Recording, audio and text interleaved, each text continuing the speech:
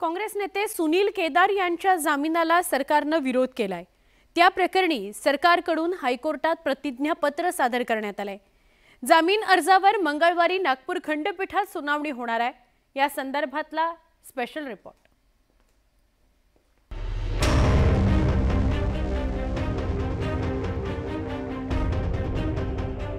सुनील केदार यांच्या जामीन प्रकरणात राज्य सरकारने प्रतिज्ञापत्राच्या माध्यमातून भूमिका स्पष्ट केली आहे। सुनील केदार यांच्यासह इतर आरोपींनी थंड डोक्याने गुन्हा केल्याचं राज्य सरकारने प्रतिज्ञापत्रात नमूद केलंय।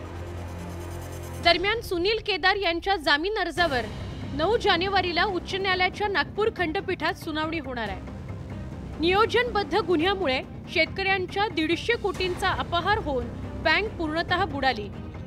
अध्यक्ष या नात्याने बँकेचं रक्षण करणं ही सुनील केदार यांची जबाबदारी होती, मात्र त्यांनी पूर्णतः विश्वासघात केला। हा मुद्दा प्रतिज्ञापत्रात मांडण्यात आलाय। या सगळ्या न्यायालयीन बाबी आहेत आणि त्या न्यायालयीन बाबी असताना त्याच्या बाहेर काहीतरी मी चर्चा करणं हे न्यायालयाचा अवमान होईल।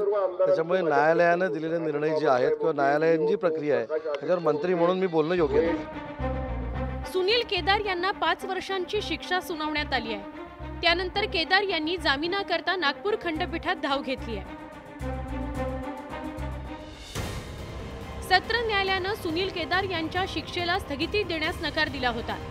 हे प्रकरण लोकांच्या पैशाशी संबंधित प्रकरण आहे। रिझर्व्ह बँक, सेबी आणि सहकार खात्याच्या नियमाप्रमाणे गुन्हा दाखल करण्यात आलेला होता।